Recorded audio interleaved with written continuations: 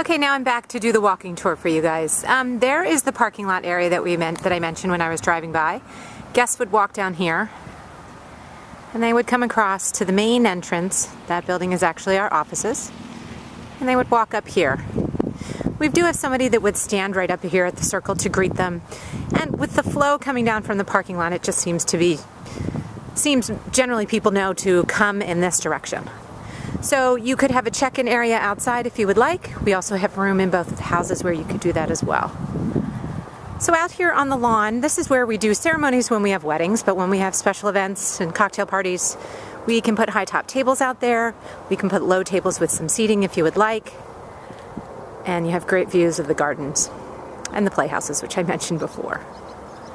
So the guests would walk up this way and they would enter towards this tent. This is the smaller tent. It's 30 by 30. It's a covered brick patio. The sides are on right now just because it's a little bit chilly during the summer. The sides are not on.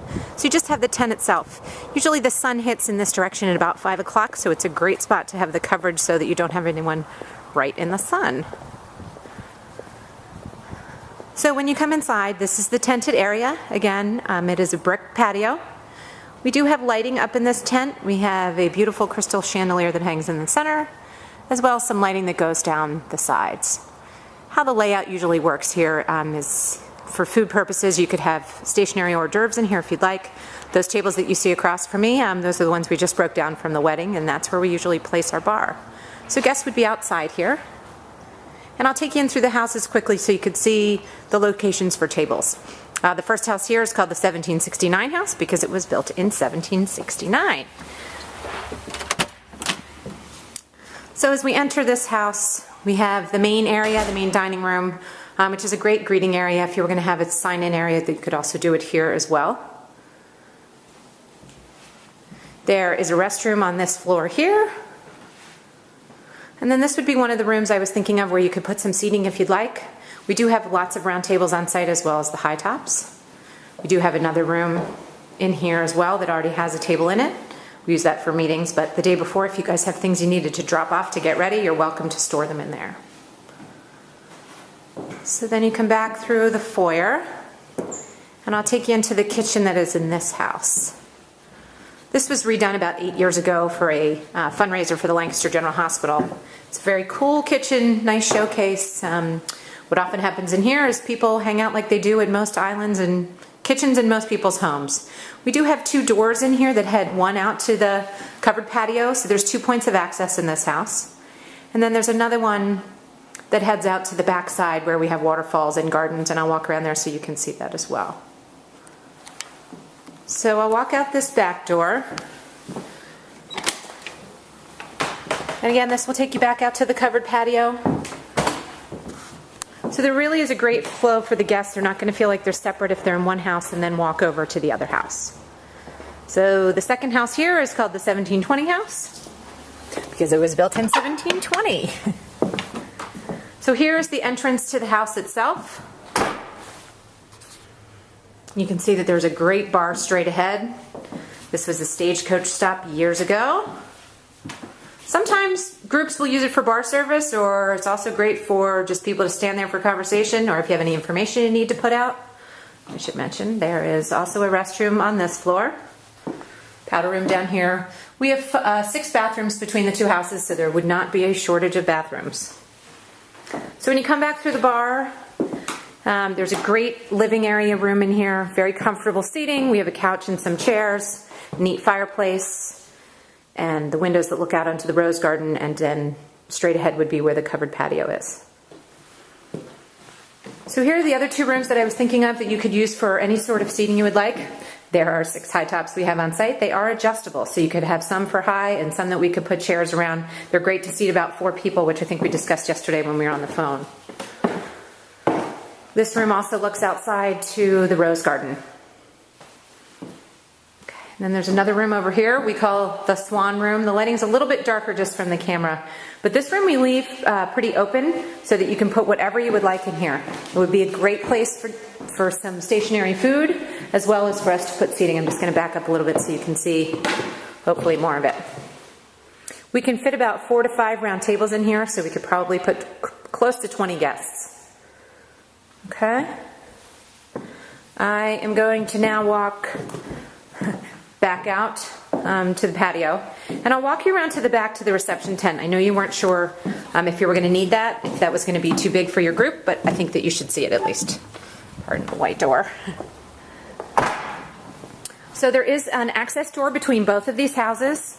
It takes you down a flagstone walkway, which is great. I'm not sure if your guests are male or female, but if you have women in heels, it's a great way for them to walk so they won't get stuck in the grass. We do have lighting on the property everywhere where you see the white posts.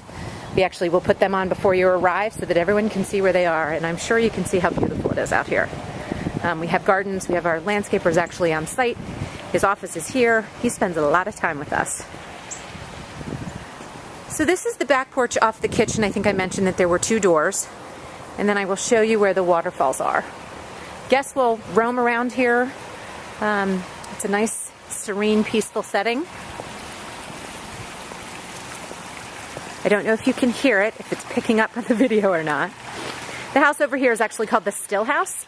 We just used it as a garage, but years and years and years ago, it was a still. And we've always joked about it would be great if we could get a whiskey maker in here to come in and make Lime Spring whiskey.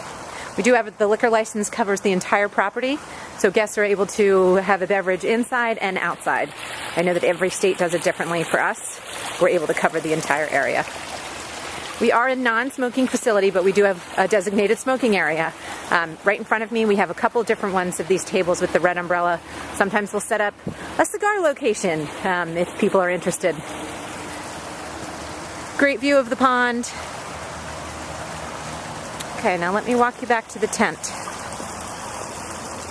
So you'll see the tent back here. It's 60 by 120 feet, so it is definitely large, but we would be more than willing to have the tent company put a wall. So it's a vinyl wall that would go through it to make it shorter if you decided that you did want to use this. I know we also discussed having cocktails and hors d'oeuvres at the top part of the venue and then coming back here for the dinner portion. That's also a great thing to talk about with Accomack and JDK. They'll be able to give you some ideas of what they think would work best with the group that you have. We do have sides for the tent as well. We usually leave them on to make sure that it doesn't rain. And then if we need to, we fold them all back so that you get some airflow and get to see more of the grounds as well. Here's just a back view on some of the houses and an example. All of the gardens are beautifully maintained. And we do have planters out here as well from our lovely landscaper, Kevin. Okay, well, I will walk you down into the tent. And again, I know that you're not sure if you're going to use this, but we'll give you an idea.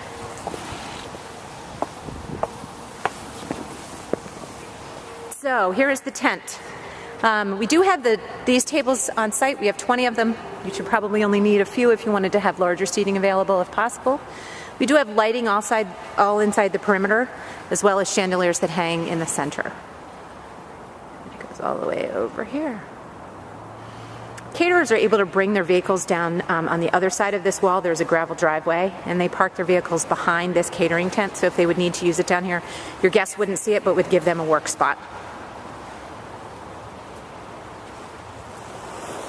Okay, I'm going to walk you back out. I'll just quickly walk up through the rose garden so you can see the other side.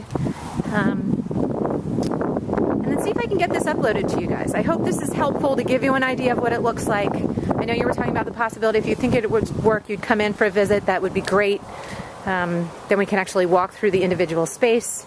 I do also have a floor plan by each house to give you how much square footage is in the different rooms, if that would be helpful. I'm happy to send that along to you. So this is the view from the rose garden back up to the pergola into the ceremony area or cocktail area. We can also give you a great view of the bank barn that we have up there.